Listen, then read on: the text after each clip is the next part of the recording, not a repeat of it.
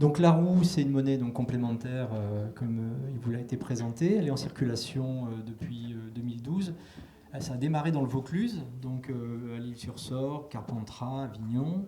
Et puis ensuite, ça s'est étendu sur Marseille, puis Salon de Provence. Et maintenant, la roue tourne également sur les Alpes de Haute-Provence. Au total, on est à peu près à 600-650 utilisateurs usagers sur l'ensemble de ce territoire et 250 professionnels. Voilà, on a des sites internet, donc le site laroue.org qui... pardon, tu pourrais mettre la diapo Peut-être. Voilà. Merci, parce que comme ça il y a le site qui présente l'ensemble des professionnels qui utilisent la roue.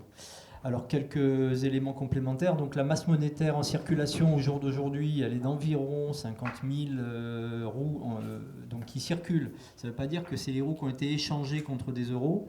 Puis en fait là on a eu plus, puis il y a une partie qui est reconvertie en euros ensuite. Mais aujourd'hui en circulation, c'est-à-dire qui produit réellement de la richesse sur l'ensemble du territoire, on est à peu près à 50 000. Et comme donc il a été dit, on s'appuie sur une charte éthique, c'est-à-dire que tous les commerçants et les professionnels qui adhèrent à la roue s'engagent. Alors ils s'engagent à quoi? Ils s'engagent à faire de leur mieux en fait. C'est un système inclusif, on ne fait pas d'exclusion a priori.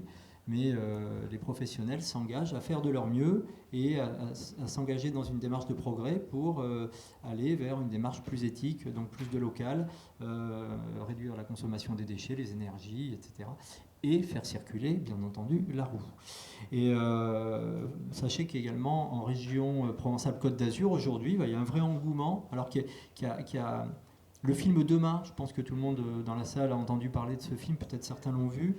Ce film-là, donc, qui est sorti l'année dernière, a eu un effet déclencheur sur pas mal de personnes. Et ça, c'est ce qu'on souhaite, c'est bien. Et donc, il y a aujourd'hui environ une douzaine de projets qui sont en cours d'émergence dans la région, avec un projet également de création d'un observatoire et d'une coopérative pour fédérer tous ces projets. Donc, on se voit, on se rencontre, et voilà, ça, c'est le demain, justement, des monnaies locales dans la région. Je voudrais juste rapidement vous parler des forces et des faiblesses. Alors, une petite analyse SWOT, mais vraiment légère. Les forces, d'abord, on s'appuie sur un article de loi. Donc, aujourd'hui, les monnaies locales complémentaires citoyennes sont reconnues légalement par la loi du 31 juillet 2014 sur l'économie sociale et solidaire. Donc là, voilà, le cadre est clair. Et ça, c'est important. Ce n'était pas le cas avant cette loi de 2014. La monnaie locale, comme on l'a vu, elle réoriente les flux d'achat donc des particuliers vers les professionnels qui favorisent ces circuits courts. Et il y a cette dimension d'éducation populaire dont parlait Philippe de Ruder en fin de film. Donc tout ça, c'est vraiment, je dirais, des éléments forts que l'on met en avant et qui contribuent donc à l'essor des monnaies locales et donc de la roue en particulier. La faiblesse principale, c'est le manque d'incitation à son usage, tout simplement, parce qu'il n'y a pas une véritable offre différenciante. Il y a beaucoup de gens qui se disent, mais finalement, qu'est-ce que ça va apporter d'utiliser la roue plutôt que d'utiliser les euros chez les mêmes commerçants. Et ça, ce déclic-là, il n'est pas toujours bien clair dans la tête des utilisateurs. Donc voilà, c'est un point de faiblesse sur lequel on doit travailler, donc avoir vraiment une vision différenciante. Et aussi, une grosse faiblesse, c'est la difficulté que rencontrent les professionnels pour pouvoir réutiliser la monnaie locale. Et notamment, même si on leur dit allez sur le site internet, vous allez certainement trouver d'autres professionnels dans des domaines complémentaires aux vôtres, soit des sous-traitants, soit des fournisseurs qui sont dans le réseau et donc vous allez pouvoir vous fournir chez eux. C'est encore un petit peu difficile. Et puis il y a aussi la problématique du moyen de paiement, puisqu'on a un seul moyen de paiement aujourd'hui qui est la circulation des coupons que vous avez vu là, que vous êtes en train de découvrir. Donc on a pour projet de dématérialiser et de créer un outil qui permettrait plus facilement à un professionnel de payer des sommes d'argent un peu plus importantes que ce qu'on peut payer aujourd'hui avec des coupons. On imagine mal quelqu'un qui va partir avec sa petite mallette de coupons de roue pour aller dans le Vaucluse ou dans les Alpes de Haute-Provence pour payer son fournisseur. Bon, c'est pas réaliste. Donc cette notion du moyen de paiement, je dirais, c'est aussi une des faiblesses qu'il faut qu'on travaille. Les risques, je dirais que le risque principal, c'est d'abord que que ça reste marginal. Et donc c'est pour ça que je suis là aujourd'hui. C'est pour plus on a l'occasion d'en parler à tous les publics et au-delà, je dirais, des publics convaincus, militants du départ, et mieux c'est. Donc nous sommes tous des utilisateurs potentiels de monnaie locale, que ce soit la roue ou une autre monnaie locale. Nous pouvons tous faire acte d'adhérer à une de ces associations et se dire, moi maintenant je vais faire cet acte citoyen d'aller faire tourner la monnaie locale. Nous pouvons tous nous y mettre. On a tous des euros en poche, enfin, j'espère, pour la plupart d'entre nous.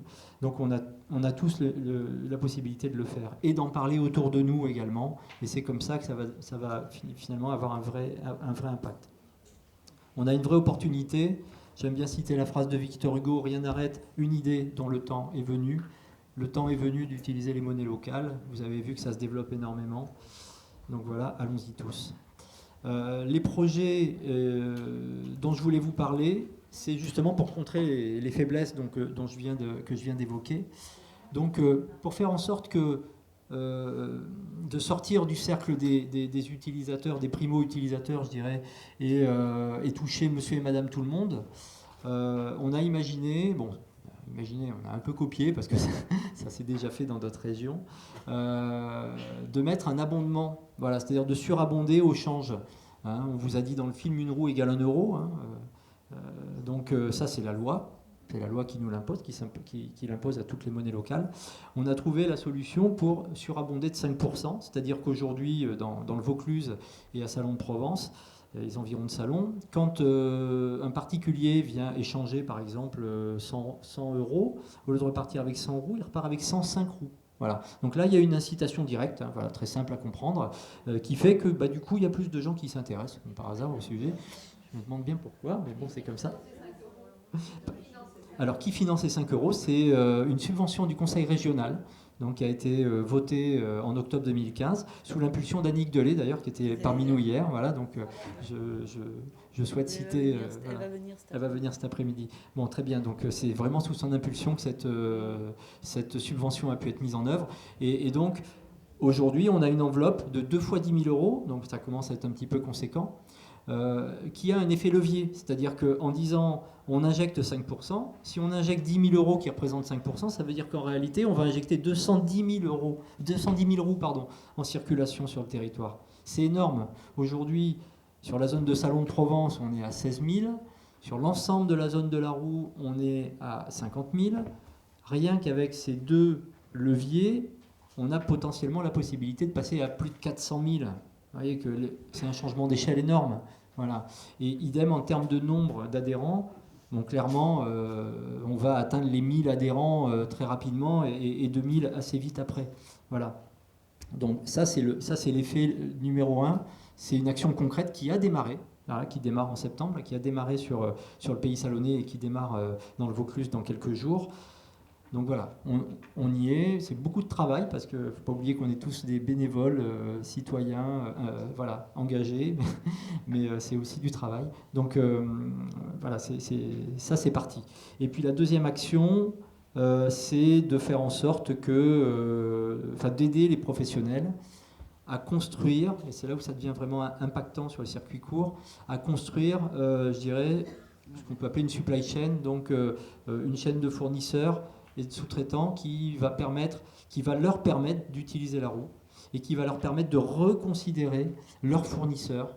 Donc soit ils font rentrer leurs fournisseurs dans le réseau, soit ils se disent finalement j'ai besoin de tel produit, ce produit que j'achète aujourd'hui dans d'autres régions, je peux très bien le trouver ici dans la région, donc je réinternalise, je dirais régionalement, la fourniture de ce produit, et ce faisant, donc, je vais réduire le nombre de camions sur les routes, je vais aller vers plus de circuits courts, et je vais faire vivre mon économie locale. Voilà. Donc ça, c'est une prise de conscience qu'on amène auprès de professionnels, de fournisseurs, de commerçants, qui n'ont pas forcément cette vision-là aujourd'hui. Voilà. C'est difficile de mettre ce projet en œuvre, donc on a besoin de partenariats. On a peut-être, pourquoi pas, des idées de partenariats qui pourraient concerner le pôle développement durable, ça pourrait se faire. Et juste pour terminer, il y a aussi l'idée, je vous en ai parlé, de créer cette monnaie dématérialisée. qui serait commune en fait, enfin ce ne serait pas une monnaie, ce serait un outil de dématérialisation qui serait commune à l'ensemble des monnaies locales de la région, chacun l'utilisant avec le nom de sa propre monnaie, mais ça permettrait plus facilement donc les échanges et peut-être pourquoi pas imaginer une interopérabilité entre les différentes monnaies. Mais là, on est déjà sur après-demain, ce que je viens de dire n'est pas du tout à l'ordre du jour. Donc augmenter la circularité de cette façon, faire en sorte que les commerçants, les professionnels trouvent ce dont ils ont besoin localement et puissent le payer en roue, c'est vraiment l'enjeu numéro un et c'est là qu'on intervient, je dirais que nos mondes interagissent, c'est là qu'on intervient donc concrètement sur le système alimentaire territorialisé. Moi j'aimerais juste vous dire en conclusion, j'ai remarqué que ce colloque était très très riche en interventions, présentant des initiatives de toutes sortes.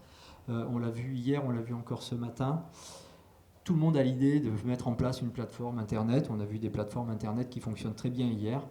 Et ben, l'idée, c'est I have a dream. Hein, c'est si on se mettait autour d'une table et puis qu'on réussissait à travailler ensemble de façon à ce que la roue soit intégrée sur les plateformes Internet existantes, que les professionnels de ces plateformes Internet acceptent la roue de façon à ce qu'on puisse faire circuler ça. Et voilà, il y a beaucoup de passerelles qui pourraient être créées. Voilà, donc j'en appelle à vous. Et puis si vous connaissez des pistes de financement, des preneurs. Voilà.